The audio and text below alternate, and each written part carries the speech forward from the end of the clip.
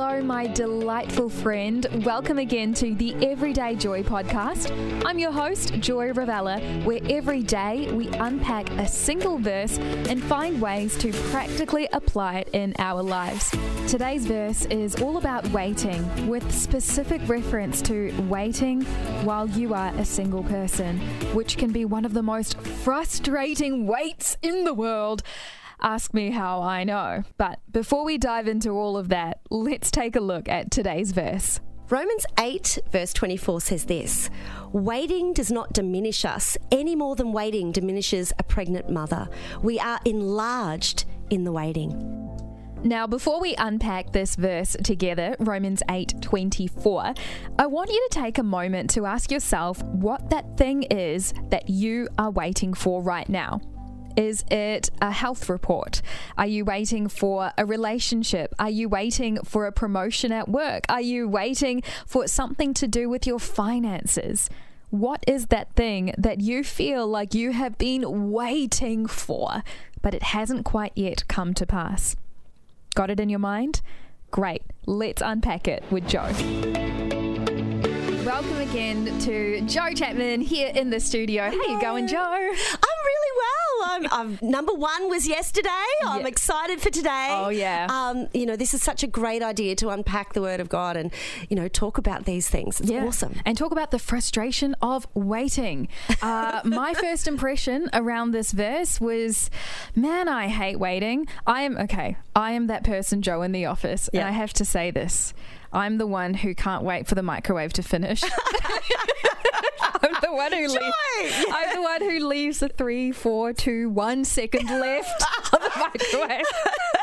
Oh, no. Well, you're probably not the only one, impatience. We live in a world where it's the microwave society. I want it and I want it now. Yeah, and I want it even before the microwave's finished. So there we go. So true. My first impressions, don't like waiting. If I can avoid it, I will.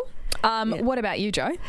My first impression, and probably through experience, is that waiting does not mean there's a problem. Often, I think people think there's a problem if you wait. I've got 4 kids, 22, 20, 18 and 15. And they just hate to wait. And you've got your Afterpay society and you've got all this, I'll be an old person now and say this generation who has everything instantly. But I think learning to wait is an art, and often you wait, you're better at waiting because you've had to wait. Do you reckon you get better at waiting the older you get? Do I have hope for waiting till the end of the microwave? Yeah, I think waiting is tied in with patience, and I think patience is tied in with that perseverance of faith when things don't happen the way you want and you have to wait for a different outcome.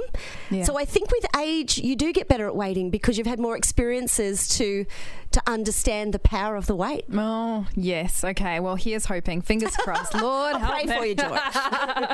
So one of the questions I love asking, because I feel like everyone's answers are just different, what does this particular verse reveal to you about who God is or what matters to him? You know what? I think of God as the ultimate parent. If my child says at, the age of 10, I think I'll start drinking now, I'm going to try some alcohol. And of course, I'm going to say no because I know what is best for the development of a child. Do I though? But that's another story. But, we all want to do the best for our child. There's development. There's things that need to be done and things that need to be known in a person's development to get them to the place of their destiny. God also knows that in us.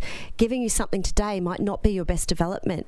He sees the bigger picture. And so what it reveals to me in God, he's the ultimate father. He's the ultimate carer. And so when you have to wait, know that it's probably a good thing. Yeah, love that, Joe. It's such a wonderful perspective. And I know that you've got a really personal story of waiting, and in a way I just think it's so much more powerful because the story you're about to share is not just I waited and then now I'm over the waiting season and it's in the past. You're still in it in some ways. Yes. Do you mind sharing your story? I'll just leave it to you to talk about your waiting season. Yes, I've had a lot of waiting seasons, but I'm sure many can relate to this. I was married at 25, and at 41 my husband said, I don't love you, I don't want to do this anymore. And I was so shocked.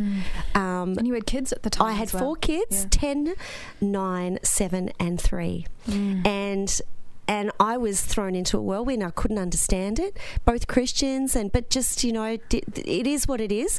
And many will understand. Sometimes you get what you didn't expect and shocked. So that was 11 years ago. I'm still single. I have met somebody, but the journey is this. I just couldn't understand why that would happen to me. And trying to do everything right, going to church, loving God, felt like I ticked all the boxes, and yet here I am at 41, 4 children, and divorced or getting divorced. Not my choice, but you can't always choose what happens to you, but you can always choose how you can respond and how you can be in that situation. And I said, God, make sure I have a soft heart. Never, ever allow me to have a hardened heart. And let me be different to any other divorced person in the sense, no bitterness.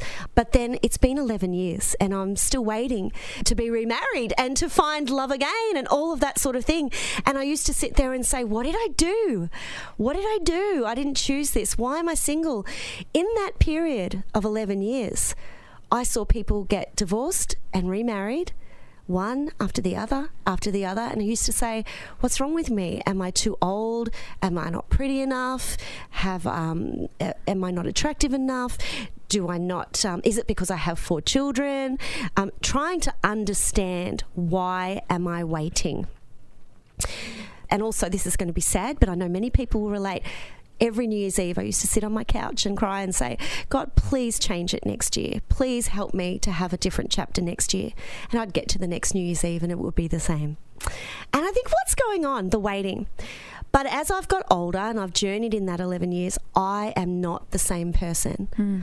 I would be very impatient. I'm extremely dramatic. I get upset easily. I'm quite impatient.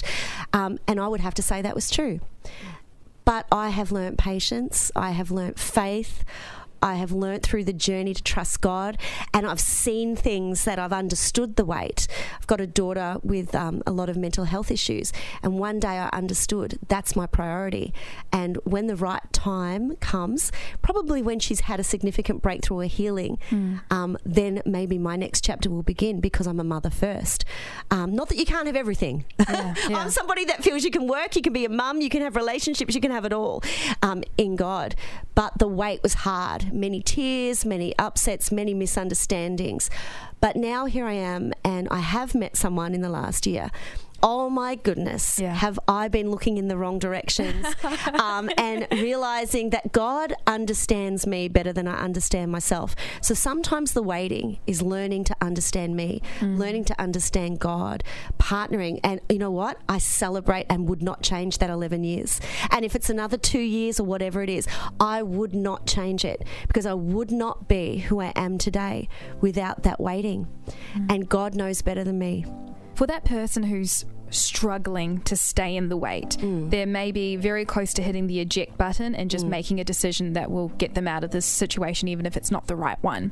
Or maybe they are in a place right now where they are giving up on God himself. What would be your thought or your encouragement, or something that they can do today to just hold on that little bit longer? As you're sitting and you're listening right now and you're thinking, that's great, Joe, that's good for you, but I'm tired and I am just struggling. God adores you. The thing that you're hoping for and waiting for, he has heard you. He loves you. He gives good gifts. Don't miss out on the moment that God has for you, in the moment of the feeling that you have now. Feelings will come and go, but God is trustworthy. Spend some time in worship. And yeah, you might say, I've done that. Do it again, because it takes one day after the other. But then you're going to turn around and say, oh my goodness, I didn't see this coming, but God had me this whole entire time. I think Joe's story and perspective truly embodies this verse, Romans 8:24, which is our focus for today. Waiting does not diminish us any more than waiting diminishes a pregnant mother. We are enlarged in the waiting. For the application today, I want to focus in on one thing that Joe mentioned. She talked about not having bitterness in the wait. She didn't want the wait for God's breakthrough to turn her into something she's not. My thought for today is this: who are you becoming in the waiting season?